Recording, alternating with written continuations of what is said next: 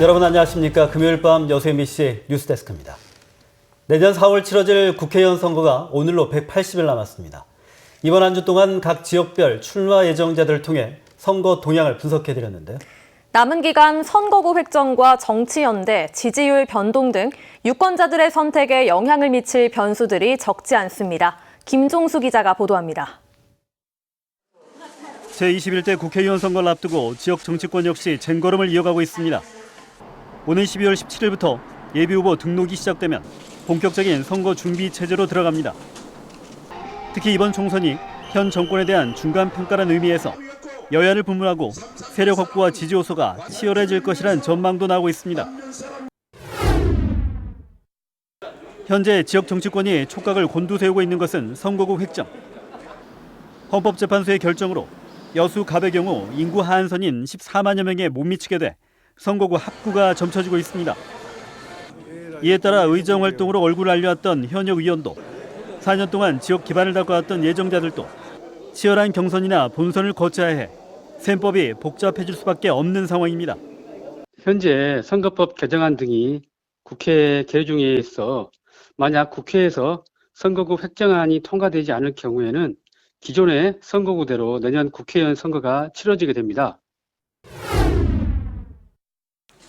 지난 20대 선거 때 돌풍의 주역이었던 국민의당은 내용을 거듭하면서 둘로 쪼개졌고 경고했던 기반마저 흔들리고 있습니다. 이런 과정 속에 유권자들의 정치적 피로도가 누적되면서 파격적인 변화 없이 주도권을 잡기가 쉽지 않을 것이란 전망입니다. 그러나 현 정권과 여당의 지지율 추이가 심상치 않아 이런 분위기가 이어질 경우 야당에게 힘이 실릴 것이란 분석도 나옵니다. 제3지대 세력들이 이른바 빅텐트에 모여 진정한 대안 세력으로서 가치를 증명할 경우 지난 20대 선거의 판세가 재현될 수도 있다는 분석이 나오는 이유입니다. 현재 전남 동부지역 국회의원들은 무소속과 야당으로 나뉘어 있습니다. 정권에 대한 부정적 평가가 이들의 재선에 반사 이익으로 돌아올 수 있지만 형편은 녹록지 않습니다. 일부 현역 의원은 방송법 위반으로 재판에 넘겨지거나 음주운전 전력으로 비난을 받았던 터라 여의도 재입성에 걸림돌이 되고 있습니다. 또 민주평화당과 바른미래당의 지지도가 좀처럼 오르지 않아 야당들의 고민도 깊어지고 있습니다. 이런 가운데 새 인물을 원하는 세대 교체론에 힘이 실릴 경우 현 여당 역시 중진과 다선 의원 출신 인사들을 공천하는 게 부담이 될 수밖에 없습니다.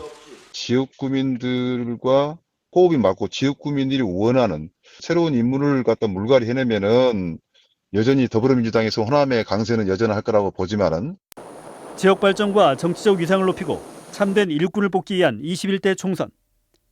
출마 예정자들의 보폭이 빨라지고 있는 가운데 다양한 정치 변수에 따라 유권자들의 고민도 깊어질 전망입니다. MBC 뉴스 김종수입니다.